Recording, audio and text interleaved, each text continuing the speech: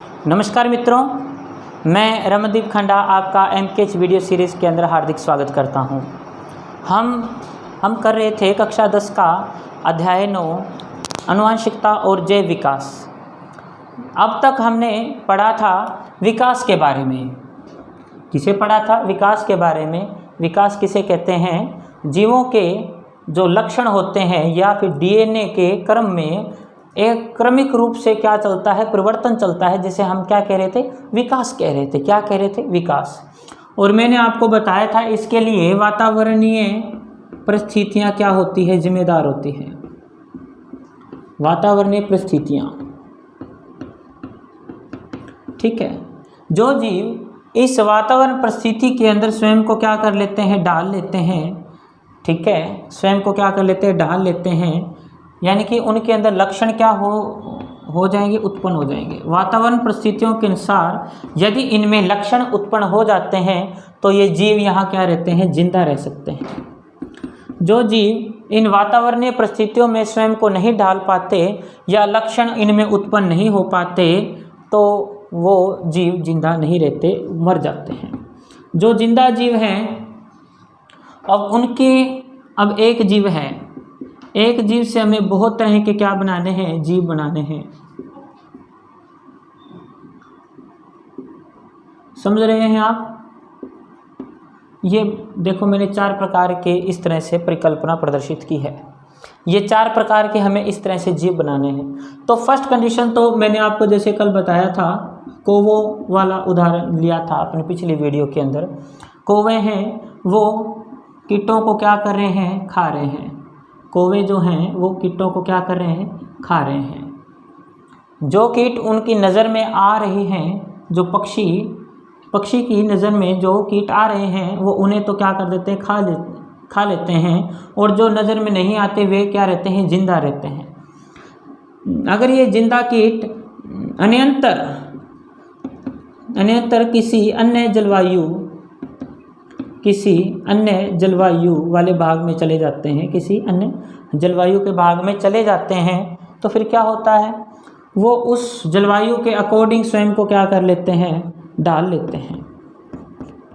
और यहाँ से एक नई स्पीशीज़ क्या हो जाती है? उत्पन्न हो जाती है। क्या है? यहाँ से नई स्पीशीज़ उत्पन्न हो जाती है। आशा करता हूँ आपको इतना समझ आया होगा। अब अपने नेक्स्ट टॉपिक कर रहे हैं। विकास के अंदर आता है उपार्जित लक्षण। क्या है? उपार्जित लक्षण। जो अभी मैंने बताया उसी के अनुसार है उपार्जित लक्षण।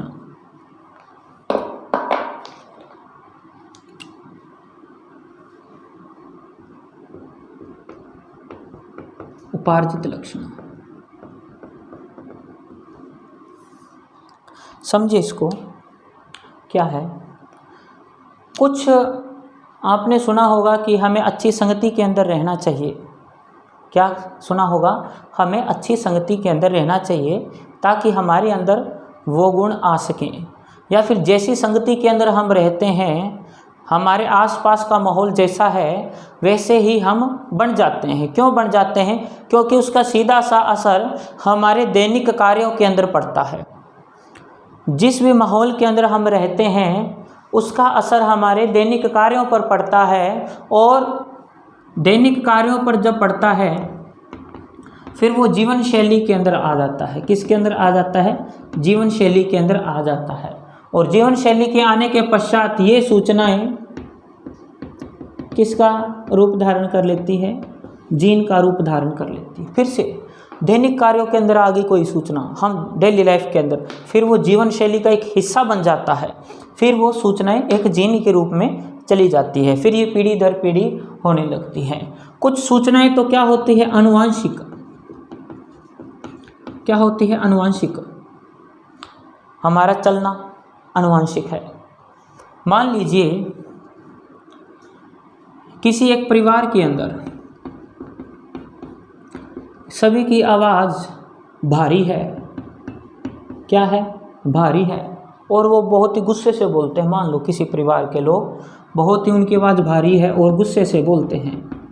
मान के चलते हैं इनका एक सदस्य या इनका एक लड़का एक अच्छी संगति के अंदर रहने लग जाता है। मान लीजिए इसकी आवाज़ भी क्या है, भारी है।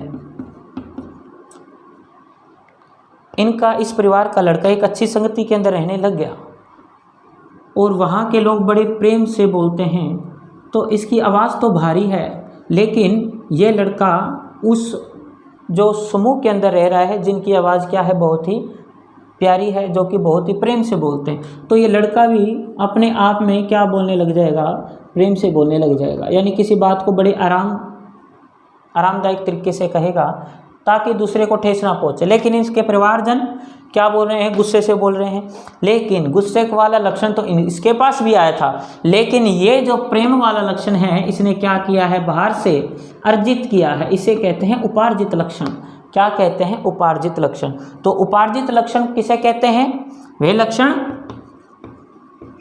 जो किसी जीव द्वारा बाहर से ग्रहण किए जाते हैं। बाहर से क्या किए जाते हैं, ग्रहण किए जाते हैं, वे क्या कहलाएंगे, उपार्जित लक्षण कहलाएंगे। क्या कहलाएंगे, उपार्जित लक्षण कहलाएंगे। ये लक्षण आनुवंशिक नहीं होते। क्या नहीं होते, आनुवंशिक नहीं होते। ठीक है, तो अब यहाँ कंडीशन एक ये है कि क्या उपार्जित लक्षण आनुवंशिक लक्षण बाद में हो सकते हैं। क्या ये उपार्जित लक्षण आनुवंशिक लक्षण के अंदर बदल सकते हैं, हाँ या ना। हाँ भी है और ना भी। और डिपेंड इस बात पे करता है कि जो इसने ये लक्षण यहाँ धारण किया था प्रेम वाला, अगर इसको ये जीवन भर रखता है तो शायद इसके ये जीन के अंदर चला जाए। ठीक है, इसकी जीन के अंदर क्या हो, चला जाए। अगर ये इसको कुछ समय तक लागू करता है तो क्या पता अगली पीढ़ी के अंदर गुस्से वाला जो लक्षण है ये क्या हो जाए, प्रभावी हो जाए। यानी कि इसकी जो संतान है इस लड़के की, क्या पता वो गुस्से से बोले। लेकिन हाँ, जो उपार्जित लक्षण जिस व्यक्ति ने ग्रहण किए हैं वो आनुवंशिक बदल सकते हैं, वो आनुवंशिक हो सकते हैं या नहीं भी हो सकते। ठीक है, ये आपको समझ आया। अब उसके बाद हमने आपने एक चूहे वाला उदाहरण सुना होगा। उपार्जित लक्षणों का जो सिद्धांत है वो एक वैज्ञानिक ने दिया था, उसका नाम है लेमार्क। किसने दिया था, लेमार्क ने लिया था। लेमार्क ने कहा था, उसने हिरण का उदाहरण लिया।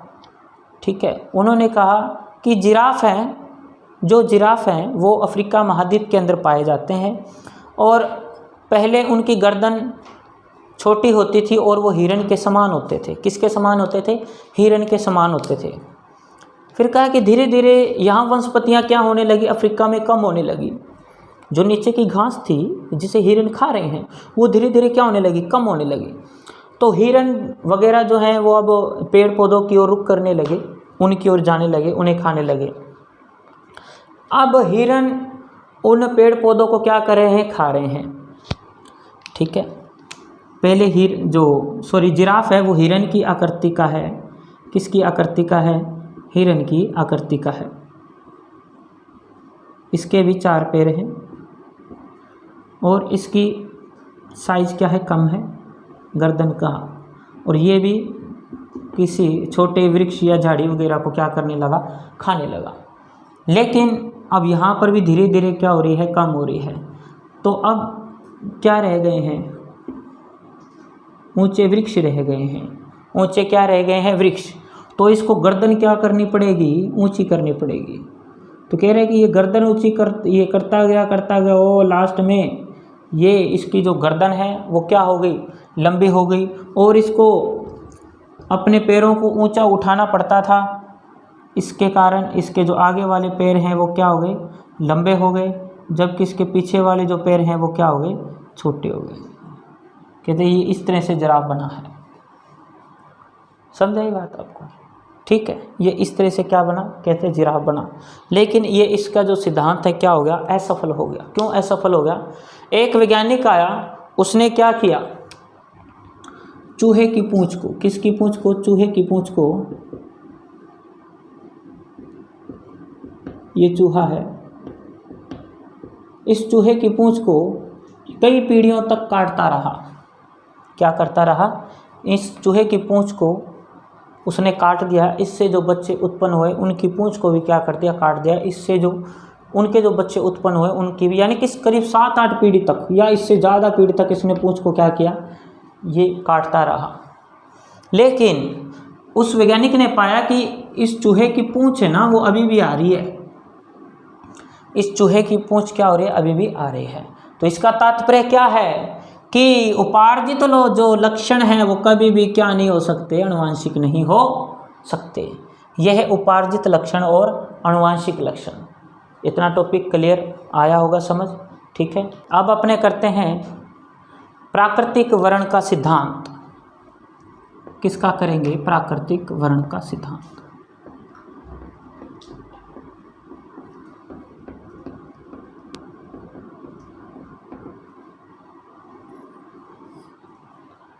ठीक है। प्राकृतिक वर्ण का मतलब होता है चुनना। क्या होता है? चुनना। अनुकूलता और प्राकृतिक वर्ण लगभग एक दूसरे के क्या है? सिमिलर हैं। प्राकृतिक वर्ण का मतलब क्या होता है कि प्रकृति के द्वारा चुनाव, प्रकृति द्वारा क्या किया जाएगा? चुनाव किया जाएगा। किन का चुनाव किया जाएगा? जीवों का चुनाव किया जाएगा। मतलब कि, और ये जो सिद्धांत है किसने दिया था? डार्विन के द्वारा दिया गया था। किसके द्वारा दिया गया था? डार्विन के द्वारा दिया गया था। प्राकृतिक वर्ण क्या होता है कि प्रकृति उन्हीं जीवों का क्या करती है? चुनाव करती है। क्या कहा? प्रकृति उन्हीं जीवों का चुनाव करती है जो उस वातावरण में रहने क्या होते हैं? अनुकूल होते हैं। जो उस वातावरण में रहने के क्या होते हैं? अनुकूल होते हैं। वही जिंदा रह पाते हैं, बाकी क्या हो जाते हैं? मर जाते हैं। ये क्या है? प्राकृतिक वर्ण का सिद्धांत। ठीक है, समझ आया आपको? और ये किसने दिया था? डार्विन ने दिया था। ठीक है।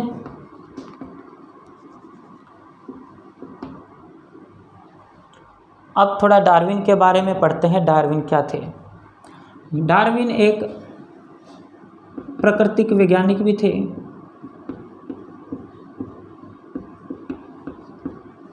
और ये एक जैव वैज्ञानिक भी थे।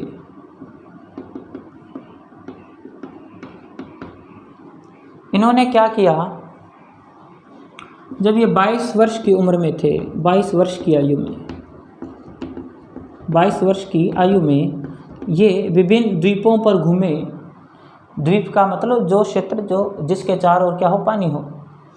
ये ऐसे क्षेत्रों पर गए और वहाँ पर इन्होंने विभिन्न प्रकार के जीवों की क्या की? पहचान की, उनकी खोज की और उन्हें अपनी डायरी के अंदर क्या कर लिया? नोट कर लिया। अपनी डायरी के अंदर क्या कर लिया? नोट कर लिया। और यहीं से इन्होंने जीवों के मध्य किसको देखा? संघर्ष को देखा कि जीव अपने आप में क्या है? जीवन क्या है? अपने आप में संघर्ष है। क्या है? जीवन अपने आप में एक संघर्ष है। और उनकी जनन की प्रक्रिया को भी इसने ध्यान से देखा। डार्विन ने बताया कि जो बड़े जीव हैं, क्या है? जो बड़े जीव हैं, ठीक है, जैसे हाथी है, जिराफ है, कि जो बड़े जीव हैं उनमें जनन की प्रक्रिया क्या है? बहुत धीमी है। जनन की प्रक्रिया क्या है? बहुत धीमी है। और ये बहुत बड़े जीवों में जनन की प्रक्रिया धीमी है और ये बहुत लंबी प्रक्रिया के बाद, यानी कुछ टाइम के बाद, यानी कि इनमें जो भ्रूण का परिवर्तन है, भ्रूण परिवर्तन का जो समय है बहुत क्या होता है? अधिक होता है बड़े जीवों में। ठीक है, इसलिए बड़े जीवों की संख्या क्या है? पृथ्वी पर कम है। बड़े जीवों की संख्या कम है। जबकि जो छोटे जीव होते हैं, क्या? छोटे जीव जैसे चींटी है, मधुमक्खियां हैं, जैसे कीड़े मकोड़े हैं, उनकी संख्या पृथ्वी पर क्या है? अधिक है। उनकी संख्या पृथ्वी पर क्या है? अधिक है। क्यों? क्योंकि उनके अंदर जनन की जो प्रक्रिया है वो बहुत क्या है? तेज है। जनन की प्रक्रिया क्या है? बहुत ज़्यादा तेज है। क्यों तेज है? क्योंकि जितने ज़्यादा छोटे जीव उतनी प्रक्रिया तेज है। और जितने बड़े जीव उतनी ही संख्या क्या है, कम है, और उनके अंदर जो जनन की प्रक्रिया क्या है, धीमी है। अब ऐसा क्यों है? क्योंकि देखो प्रकृति ने सभी को क्या रखा है, बराबर रखा है, ठीक है। क्योंकि बड़े जीव अगर इसी तरह से जनन करने लगे, मान लो हाथी चींटियों की भांति जनन करने लगे, तो क्या होगा, हाथियों की संख्या बहुत ज़्यादा हो जाएगी पृथ्वी पर, इतनी ज़्यादा हो जाएगी कि इनके रहने खाने की जो सुविधा है वो नहीं हो पाएगी, और कालांतर में पृथ्वी पर जो वंशपति की संख्या है वो क्या होने लग जाएगी, कम होने लग जाएगी।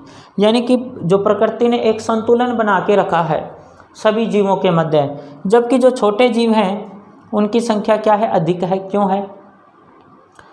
क्योंकि इनमें से अधिकतर जीव तो क्या हो जाते हैं, मर जाते हैं, पैदा होने से पहले मर जाते हैं, या कुछ अन्य, जैसे मान लो चींटियों ने अपना घोंसला बना रखा था या उनकी जो कॉलोनी है वहाँ रह रहे हैं, उसके अंदर पानी भर गया, बाढ़ आ गई, अधिकतर चींटियाँ तो मर जाएंगी, अधिकतर चींटियाँ क्या हो जाएंगी, मर जाएंगी।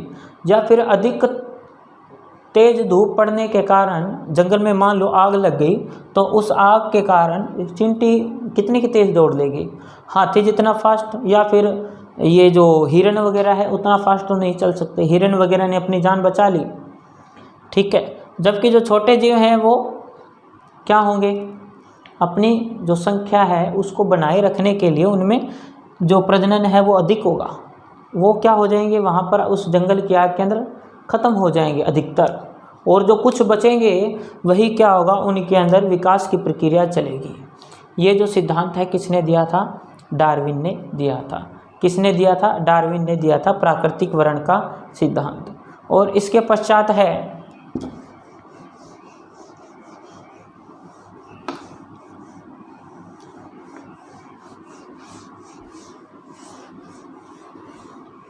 कि पृथ्वी पर जीवन की उत्पत्ति हुई कैसे, पृथ्वी पर जीवन की उत्पत्ति हुई कैसे। अब ये जो इसके लिए सर्वप्रथम पृथ्वी पर जीवन की उत्पत्ति,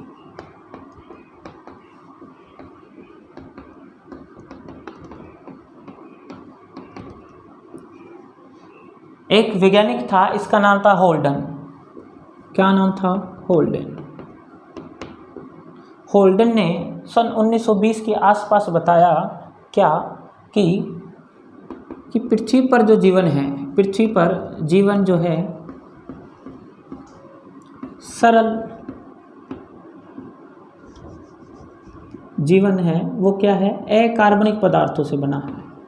किससे बना है, अकार्बनिक पदार्थों या यौगिकों से उत्पन्न हुआ है।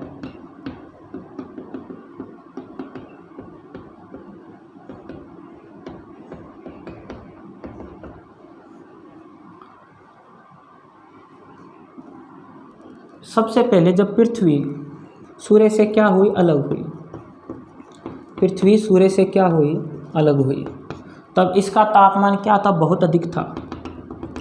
लगभग 5-6 अरब साल पहले की बात है। इसका तापमान क्या था, बहुत ज़्यादा क्या था, अधिक था। धीरे धीरे पृथ्वी क्या हुई, ठंडी हुई, और जैसे पृथ्वी ठंडी हो रही थी और इसी ठंडे होने के क्रम में इसके ऊपर nitrogen gas, hydrogen gas, oxygen, carbon वगैरह आदि कुछ तत्व क्या हुए, बने यहाँ पर। अब ये कार्बन है, ये नाइट्रोजन इस हाइड्रोजन के साथ, हाइड्रोजन ऑक्सीजन के साथ, हाइड्रोजन कार्बन के साथ, ऑक्सीजन नाइट्रोजन के साथ, देखो कितने प्रकार के यौगिक बन सकते हैं। मीथेन गैस, ये बहुत सारे इस तरह के क्या बनने लगे, यौगिक बनने लगे। और पानी आ गया, बरसात होने लगी, बादल बन गए। इस तरीके से एक जो सर्वप्रथम जो जीव बना था वो क्या था, अकार्बनिक यौगिक था। क्या था, अकार्बनिक यौगिक था। अकार्बनिक यौगिक का मतलब है इसके अंदर कार्बन नहीं पाया जा रहा। क्या है, इसके अंदर कार्बन नहीं पाया जा रहा। अब यहाँ पर ये जो जितनी प्रक्रिया है पानी के अंदर चली गई, बरसात हुई, अब यहाँ पृथ्वी थोड़ी थोड़ी क्या हुई है, ठंडी हुई है, लेकिन अभी गर्म है। वैसे तो पानी है, पानी के अंदर क्या घुल गए, कुछ जीव घुल गए, जीव आ गए जो कि क्या थे, सरल अकार्बनिक पदार्थ थे, और ये इस पानी के अंदर घुलने लगे, उबलने लगे। यहाँ पर आद्य सूप की परिकल्पना सिद्ध हुई। इसे कहते हैं आद्य सूप। क्या हुआ, आद्य सूप की परिकल्पना यहाँ प्रदर्शित की गई। और इसके साथ साथ कुछ यौगिक और बन गए, ग्लूकोज बन गया, यूरिया बन गया, ये आदि यौगिक ये आपस के अंदर घुलते चले गए इस आद्य सूप के अंदर। यानी कि एक बरसात का पानी है, गर्म है, उबल रहा है, उसके अंदर क्या पाए जा रहे हैं, जीव, और ये जीव आपस के अंदर क्या हो गए, मिश्रित हो गए, और कुछ ग्लूकोज और यूरिया वगैरह भी आपस के अंदर क्या हो गए, मिक्स हो गई, मीथेन गैस चली गई इसके अंदर। तो यहाँ पर क्या हो गए, जो प्रथम जीव है वो इसी आद्य सूप के अंदर बना। प्रथम जीव कहाँ बना, इसी आद्य सूप के अंदर बना था। ये होल्डन ने बताया है कि हमारी जो पूरी पृथ्वी पर जो जीवन है वो इस प्रकार से बना है। ठीक है। और इस पूरे के जो पूरे प्रयोग को एक वैज्ञानिक आया 1950-53 के आसपास, मुलर, क्या नाम था इसका, मुलर ने यही पूरे प्रयोग को अपनी प्रयोगशाला में किया। कहाँ किया, अपनी प्रयोगशाला में किया। इसने क्या किया, एक बीकर या फ्लास्क वगैरह लिया, ठीक है, उसके अंदर कुछ यौगिकों का मिश्रण लिया, हाइड्रोजन, कार्बन डाइऑक्साइड, अमीनो, और इसने यूरिया वगैरह, ग्लूकोज वगैरह इसके अंदर डाल दिया, और साथ इसमें क्या की, स्पार्किंग की। स्पार्किंग का मतलब नाइट्रोजन गैस इसके अंदर क्या कर दी, स्पार्क कर दी। जैसे ही नाइट्रोजन गैस इसके अंदर क्या की, स्पार्क की, और इसको कुछ दिनों के बाद इसको रखा, तो यहाँ पर पाया गया कि कुछ दिनों के बाद इसके अंदर क्या उत्पन्न हो जाते हैं,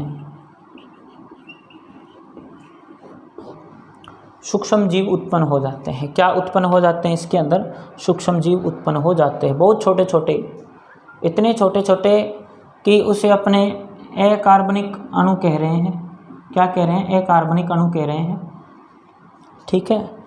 और इन्हीं अकार्बनिक अणुओं से क्या हुआ, प्रथम जीव बना, और यही प्रथम जीव के जो डीएनए के अंदर बार बार प्राकृतिक वातावरण के अनुसार चेंज होते गए, और दूसरे जीव क्या होते गए, बनते चले गए।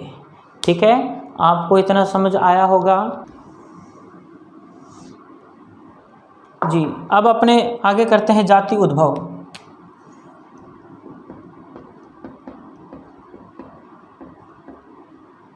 जाति उद्भव यानी जाति का उद्भव कैसे होता है। अभी मैंने बताया था इसको किस तरह से होता है। कोई जीव किसी दूसरे स्थान पर जाएगा, ठीक है, उसके जो बाहरी लक्षण हैं, जो उसका बाहरी जो वातावरण है, उसके अनुसार जो उसका डीएनए होगा, उस डीएनए के अंदर क्या हो जाएगा, चेंज हो जाएगा, और जैसे ही चेंज होगा वो एक नई स्पीशीज बन जाएगी। क्या बन जाएगी, नई स्पीशीज बन जाएगी। इसके लिए बहुत सारे कारक क्या होते हैं, जिम्मेदार होते हैं। क्या होता है, बहुत सारे कारक क्या होते हैं, जिम्मेदार होते हैं। आपने कुछ हॉलीवुड की मूवीज़ देखी होगी, गॉडजिला वगैरह, उसके अंदर क्या होता है, कहते हैं कि यहाँ पे रेडिएशन फैल गया तो इससे नई जो स्पीशीज है वो क्या होगी, उत्पन्न होगी। वो नई स्पीशीज ऐसे कैसे जैसे उत्पन्न हुई, मान लो अगर बाहरी कारक, एक तो भौतिक कारक इसके लिए जिम्मेदार होते हैं बहुत ज़्यादा, भौतिक या भूगोलीय कारक सबसे ज़्यादा जिम्मेदार यही होते हैं। और इसके अलावा कुछ क्या होता है, विकिरणीय प्रभाव। विकिरणीय प्रभाव देखो, जाति उद्भव और जो जैव विकास एक ही बात है। जाति उद्भव एक क्या है, बहुत ज़्यादा धीमी प्रक्रिया है। क्या है, बहुत ज़्यादा धीमी प्रक्रिया है। धीमी धीमी क्या होगा, एक जो जाति है दूसरी जाति के अंदर बदलेगी। लेकिन कई बार जो नई स्पीशीज अचानक से बन जाती है, इन्हें अपने कहते हैं उत्परिवर्तन। क्या कहते हैं, उत्परिवर्तन। क्या कहते हैं इसे, उत्परिवर्तन कहते हैं। उत्परिवर्तन, उत्परिवर्तन का मतलब होता है अचानक से होने वाले परिवर्तन। क्या होता है, अचानक से होने वाले परिवर्तन।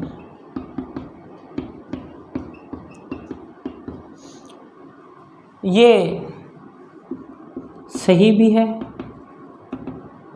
यानी कि ये लाभकारी भी है और हानिकारक भी है। क्या है? हानिकारक भी है। अब भौतिक और भौगोलिक कारण तो मैंने बता दिया। अब उसके बाद है विकिरणीय प्रभाव या परमाणु बम का प्रभाव, भी इसी के अंदर ही आता है।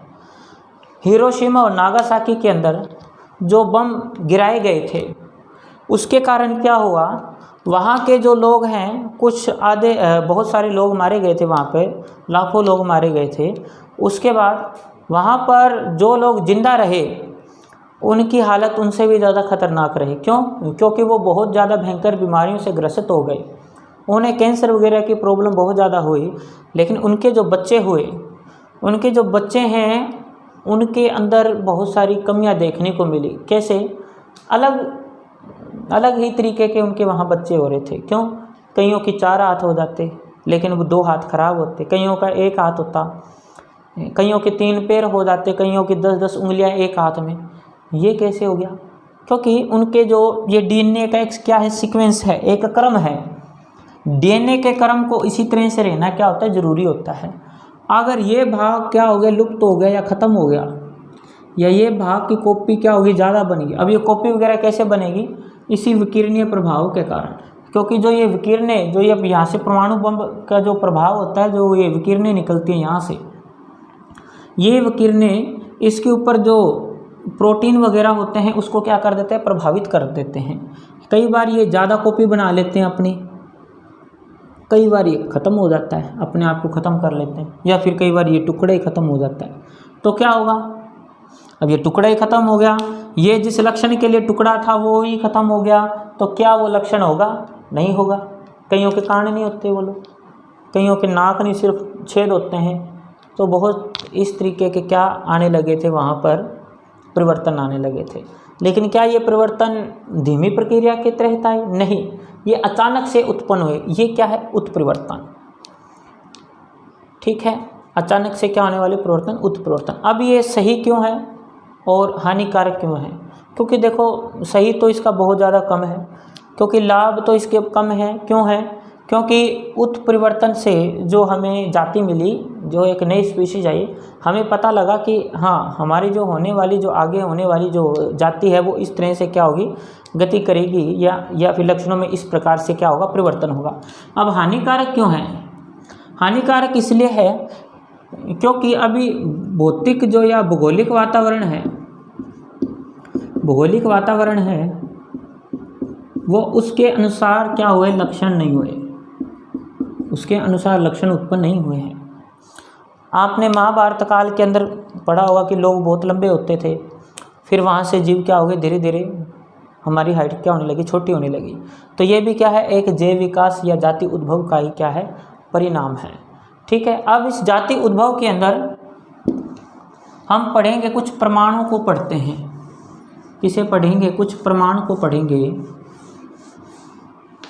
कौन कौन से प्रमाण?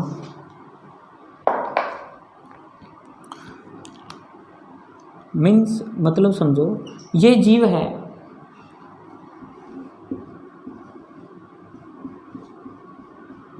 इसको इसके अंदर कन्वर्ट होना है।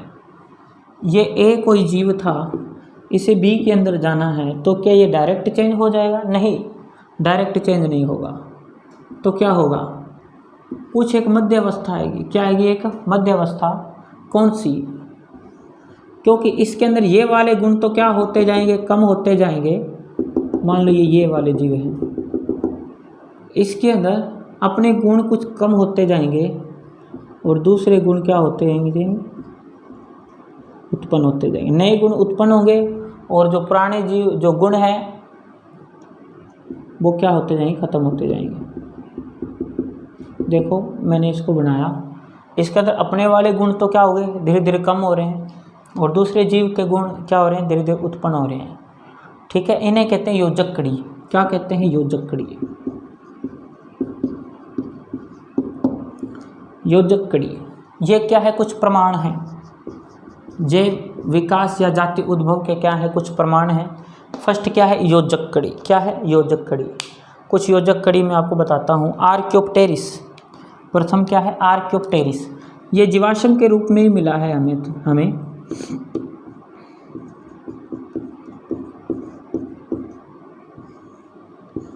आर्क्योप्टेरिस। ये अब ये किस किस के बीच की कड़ी है, एविज। एविज का मतलब होता है पक्षी, पक्षी और सरीसृप मतलब रेंगने वाले जीव, रेप्टाइल्स के बीच की कड़ी है। ठीक है, एविज पक्षी और रेप्टाइल के बीच की क्या है, कड़ी है। नेक्स्ट है युगलिना।